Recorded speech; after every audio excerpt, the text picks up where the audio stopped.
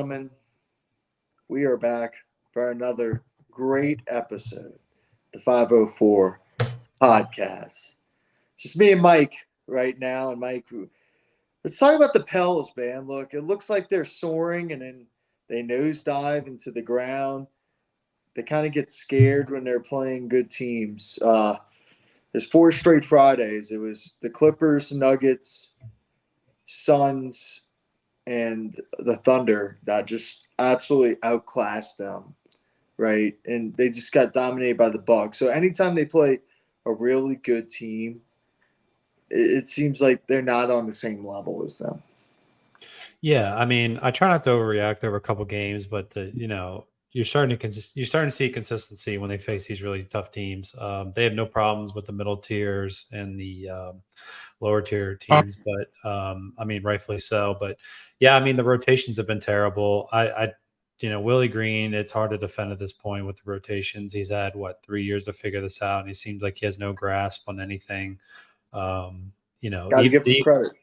Yeah, got to give him credit. Yeah, so I mean, he throws out lineups sometimes that even announcers on other teams. I know Brian Scalabrine even said he's like, we can go 15-4 against this. Like we should be able to go on a run with this lineup. And there's not many shot creators on this team. And then even the ones that are shot creators, it's a tough shot like Bi. So he can get his own shot, but it's always tough.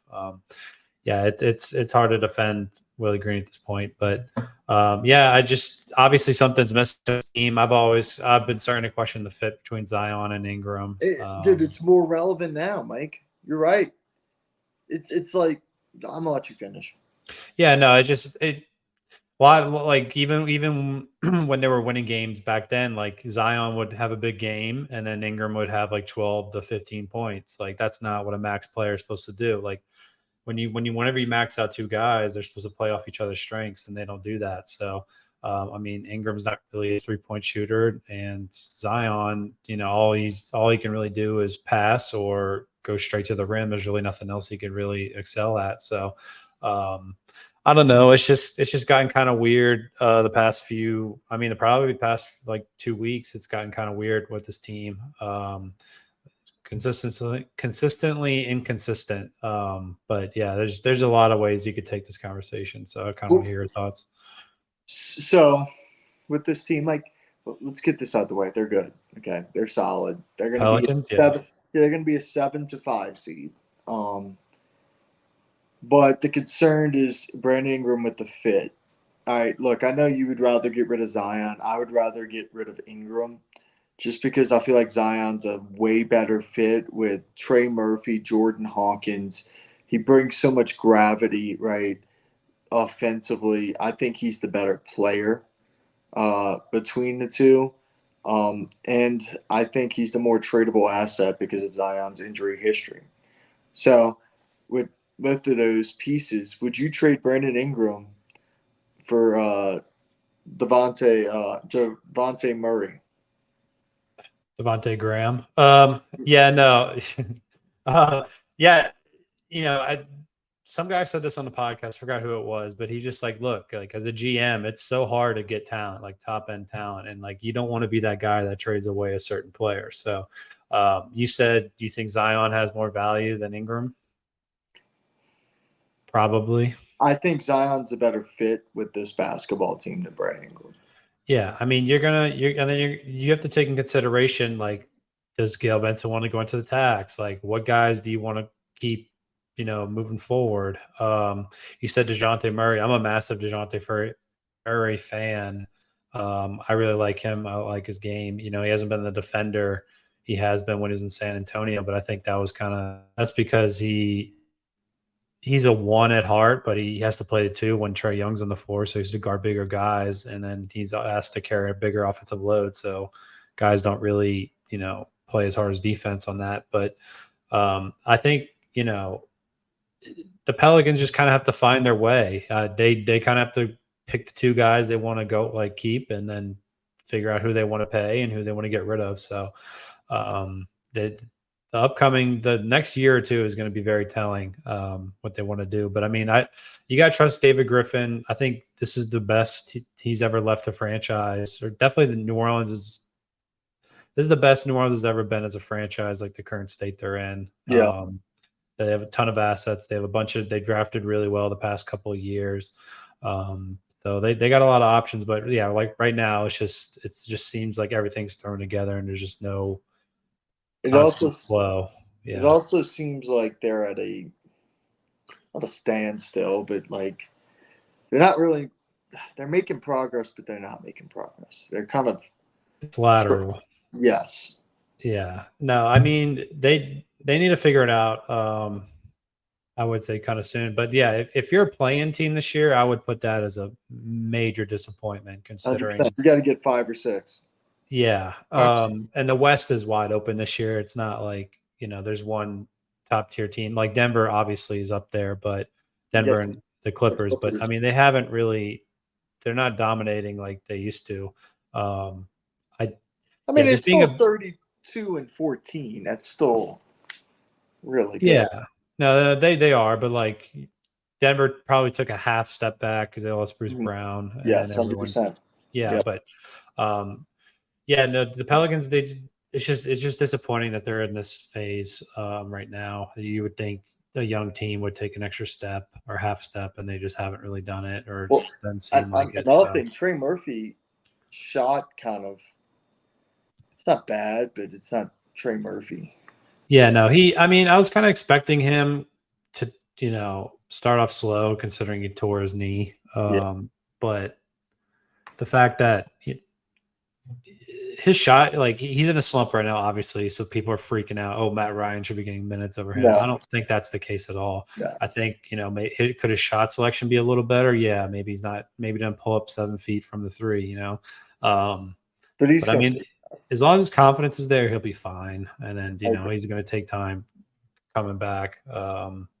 Yeah, Trey Murphy will be fine, but I agree. the only upside I see with Trey Murphy not sucking though is you pay him less. So that's the only thing I could really see that's like positive from this. But yeah, because some people were like, "Oh, he's a max player." I'm like, I've never been in that camp. I always thought he'd be in the $15 to $20 million range, but I think he's who knows? 2025. You think? Yeah, because he's a 6'10" wing that can shoot, defend, and he's athletic. There's not a lot of those. Yeah, maybe. I don't know. That'd put you like just below DeJounte Murray level type of player. You think teams would pay that? Yeah. Yeah, I wouldn't be surprised. Shooting wings are coveted, so I wouldn't be surprised by that. But Who's your yeah, it's just MVP annoying. so far? MVP. I mean, McCollum's played really well. There's not like a standout guy that's like, oh, this guy's carried us. Yeah. But just like best player overall this season and most consistent. I guess you got to give it to McCollum. He seems healthier. Yeah, I wouldn't say it's Zion. I wouldn't say it's Ingram.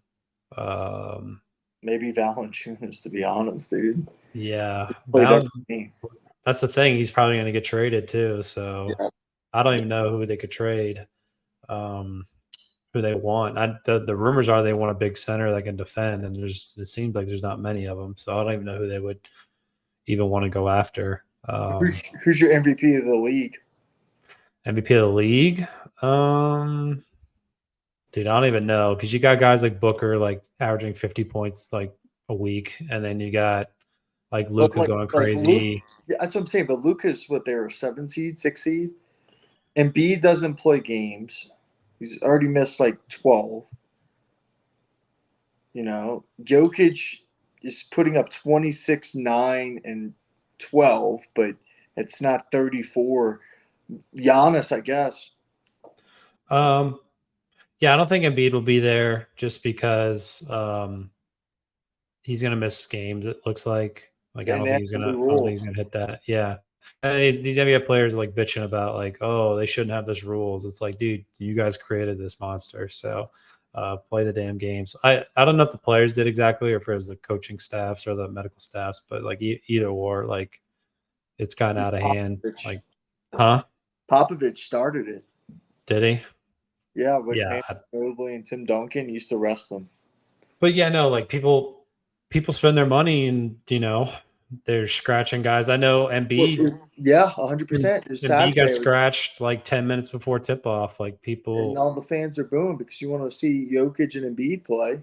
yeah. I mean, at the end of the day, it's an entertainment business, and you can't really just have guys just sitting out for no reason. Other than the fact though, ligament damage or whatever they think it's going to prevent. So I don't know. It's not an easy fix. I know it actually is an easy fix, in my opinion. Just extend the season 2 to 4 weeks and eliminate back to backs, and that'll cut 100%. out.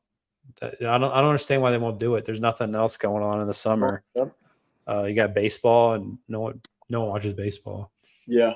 I just thought of my MVP, and I don't know why I thought about this. I kind of don't like the way he plays, but he might be the MVP right now. SGA. Dude, I knew you were gonna say SGA. You've always been an SGA guy. I wouldn't be surprised. Um, there's really no one that's like standing out. Like, is Jokic even in consideration? Yeah. I mean, he's averaging 26. He's averaging a triple double, basically. Yeah, but he's not like standing out above. Like, there's no guy. Like, I feel like there's a group of like 10 guys or 8 guys that are just like Yeah. kind of Like hovering Embiid's there. averaging like 35 this year. Yeah, but We've played 33 games out of 37 or 38. I mean, 48, 47, 48. He's missed like yeah. 15 games already. But what do you think of the game tonight against the Pelicans versus Houston? Zion's probably not going to play from what it looks like. With Classic. foot contusion, bruised foot. Houston fell off a lot. They were really hot at the beginning of the year. They're really good at home. They're kind of a bad matchup for the Pelicans for whatever reason in Houston. Um, it's going to be a grinded out type of game. Remember the last time they played, they lost in New Orleans. It was what, around Christmas? Was that the play-in game? No, it wasn't. One of the games they played, they lost to Houston in a play-in game. I might have been that. It wasn't like I really don't. I still don't understand how the No, play-in no, no, works. no. It was Or in season. No, not play-in. In season tournament. I mean. yeah, I know what you're talking about. Yeah. They lost that one, but they lost one around Christmas as well, where they had a big lead and they couldn't do shit down the stretch. Yeah. I don't get this, like, because they're the worst team in clutch efficiency, the Pelicans. I don't get why like they can't have some analytics guy come in there and help out with lineups. Just like, hey, Willie, look. But like, hey, Willie, look, these are your best lineups. Like at the 8-minute mark, do you want to throw this out there? Or do you want to ride out, Larry Nance, Dyson Daniels, these guys who can't shoot? Like, it doesn't make any sense. I know you probably saw the reports on Dyson. What? You might get traded? I wouldn't be surprised. But I don't. He's got. I feel like he's got value. I don't, Yeah, dude. I'd be hesitant to trade him. I mean, he's only people are like, oh, Dyson can't do this. Dyson can't do that. He's literally in 5 years he's gonna be 25 years old, and that technically is in an athlete's prime, and he's already yeah, like a really good defender. So, if we dangled Dyson Daniels and Valanciunas and got something big, like, am I gonna complain? No, but like, I do think like you're selling early on him. yeah. Unless you can get insane value. But no, I mean, if you can net like DeJounte Murray and Miles Turner. Okongwu or Capella, like Hmm. I don't know if the salaries will match up, but what if you do like Dyson Valanciunas, a first round pick, As your maybe like Marshall. Najee Marshall, like maybe a swap as well or something for Yeah, Murray and Capella? Would you do it? yeah, That'd be pretty good. You'd have Murray, McCollum, Bi, Zion, and Capella or Okongwu. yeah. And then you have Herb Jones and Trey Murphy on your bench. It's pretty elite. Yeah, Jose doesn't even get minutes anymore, too. You got Jose, you got Hawkins, you got a lot, bro. Yeah. So let's transition over to the NFL now, right? So conference championship weekend, very disappointed in the two teams that won. Uh, the Chiefs are the better team than the Ravens, in my opinion, Mike. Uh, until somebody beats Patrick Mahomes, the Chiefs should be the favorite. right? They're that good at this point. They've been to 4 Super Bowls in 5 years. Over to the Lions, dude. It's people are gonna talk about those fourth downs. I get it, but he's done that all year. That's his motto, right? If he gets them, he looks like a genius. If he doesn't get them, which he didn't, he looks like a jackass. Um, but that's his motto. That's who he is, and I respect him for sticking to his guns. I'm more concerned about Swift fumbling the football, Reynolds dropping easy passes, and give credit to Brock Purdy, man. He made plays as well. Um, okay, if you're a fan, what would you rather have an L like? Would you rather be a Lion? Would you rather lose a game like a Lions fan or the Ravens fan? Rather lose like a Ravens fan, but the Lions fans don't have anything to hold their hats on, dude. You haven't won a playoff game in 30 something years. You won two. Yeah, but you're okay. So, And then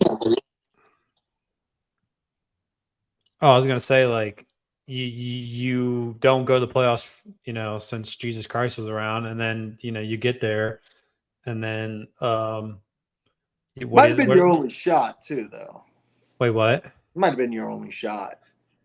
I wait. So they what were they up 14 or 17 at You're one up point? 17, 24, 24-7 a half. Yeah. And So then like, and then you just kind of blow it. But yeah, I mean, like going for two, I usually agree. Like the Lane Kiffins, the Dan Campbells of the world going for two, and like going for it on fourth down and all this stuff, or not going for two, just going for fourth down. But usually I agree with that kind of stuff. But sometimes it's just like just take the damn points, man. Especially if you're at 14 plus, just take the points. Like it makes a big difference. I agree with you. I thought I didn't mind the second fourth down one, right? When it was a tie game. I didn't mind that. I disagreed with the one when the 49ers kick the field goal coming out of half and you go down there and it's 24-14. I would have kicked the field goal to make it a three possession game again. Yeah, I don't know. Yeah, it's just tough. Like you're It just is tough. He constantly. stuck to his guns. You got to respect that, though. Yeah, the biggest atrocity he committed was calling that timeout. Oh, 100%. Yeah, Because I was at a bar with Lions fan next to me. He's like, just I'm Lions fan. He's just like, why the hell did we call timeout? And everyone, even my friends, were all like, "What are you doing? Like, because you you get the can't be ball doing." back if you don't call that fucking timeout. Yeah, Dude, you if don't he, give a shit. Bro, I don't care. Here's another thing, Mike. I don't care if like 20 seconds runs off after running that football and you score with 40 seconds left. Guess what? You get the ball back with 30. yeah, you got to give yourself a chance. Well, I mean, like onside kicks. Like what a percentage of that? Like 5% of getting that. Yeah, So you're not getting that. I'm just like I'd kick an onside and I'd call a timeout. Like, 100%. yeah, it's You get two chances. yeah. And then we can talk about the Ravens. Yeah, that was pretty disappointed. Just undisciplined football. Playoff Lamar didn't come through, unfortunately. But Playoff Lamar. yeah, dude, he hasn't really come through in the playoffs.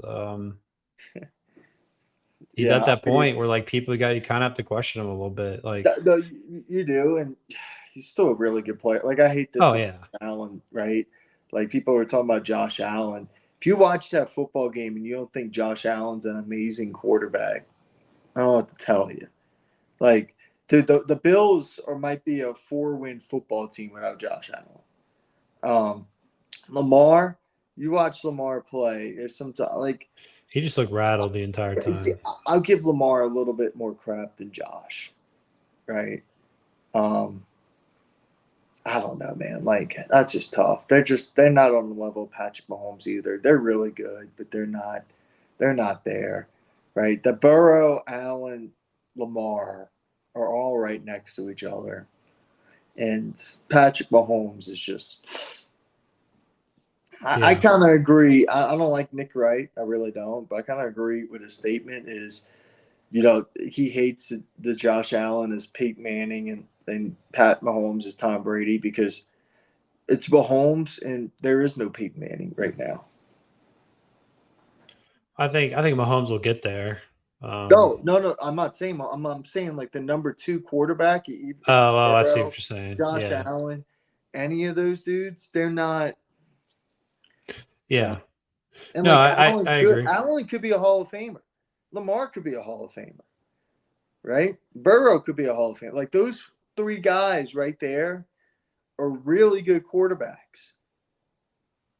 But Pat Mahomes arguably might be top 5 when he's all said and done. Maybe top 3 or 2. I Yeah, don't think he catches Brady, but you know what I'm saying, Mike? yeah. No, I agree. Yeah, it's all clumped together. People love to have these sports topics of like, where does he rank all time after like the first Super Bowl No, when I it's don't do that. ridiculous. Yeah. But yeah, no, it obviously a great player. He's in his own class, but yeah, I mean Lamar is just frustrating to watch. You know, he would have time and he'd like step up into sacks, or he would throw in a triple coverage when likely was down there. So it's frustrating to watch because I think most people were rooting for the Ravens. At least I was. Black hole Um, sun, man. Save me. yeah, yeah, it wasn't a pretty performance by him, especially when they Ravens defense shut out the Chiefs in the second half. So they left the door open the entire time. But I mean, they were undisciplined. Flowers fumbling at the one. That's like the ultimate backbreaker. That sucks. And then yeah. Yeah, it is a lot of unfortunate stuff that happened. But yeah, he didn't play well. No one really played well Did you see the ratings? for like TV ratings. Yes, it was insane. No, Is the what was it? most viewed AFC championship game with 55 million viewers, the most viewed NFC championship game with 56 million viewers. Really? Hmm. Insane. NFL. Yeah. Um, but we'll save Super Bowl predictions for next week. But let's talk. I want to talk about college basketball a little bit, right? And I want to talk about Will Wade. McNeese is 18-2 this year in his first year there. 18-2 when Michigan wins at Michigan, at VCU, at Louisiana, right? They received votes like not just 1 or 2, like 10. What Will Wade's done this year? Was it a mistake that LSU fired him? Um, they fired him for what you can do in college football or college basketball now. So that's like the irony of it, you Yeah. know. But yeah, I mean he didn't leave the program in a great state. He left it in a terrible state. Yeah. I that was never Woodward's guy too, right? No, he didn't hire him. Yeah. So is it a mistake? I mean, looking back on it, yeah, probably. But He just like, was it necessary? Yeah, you kind of had to, considering the state of the program. but also like just like the energy this guy brings to basketball programs, right? Like boot up. Like Will Wade brought some energy. And Yeah. it's the same at McNeese right now. It should be fun, but yeah, that's all I got this week, dude. Hey, I'll tell you this: I've been covering a lot of hockey. I'm a hockey fan now, So yeah, big hockey fan. big hockey fan, huh? Yeah, dude, it's fun, man. When you get in the ice, smack, boom.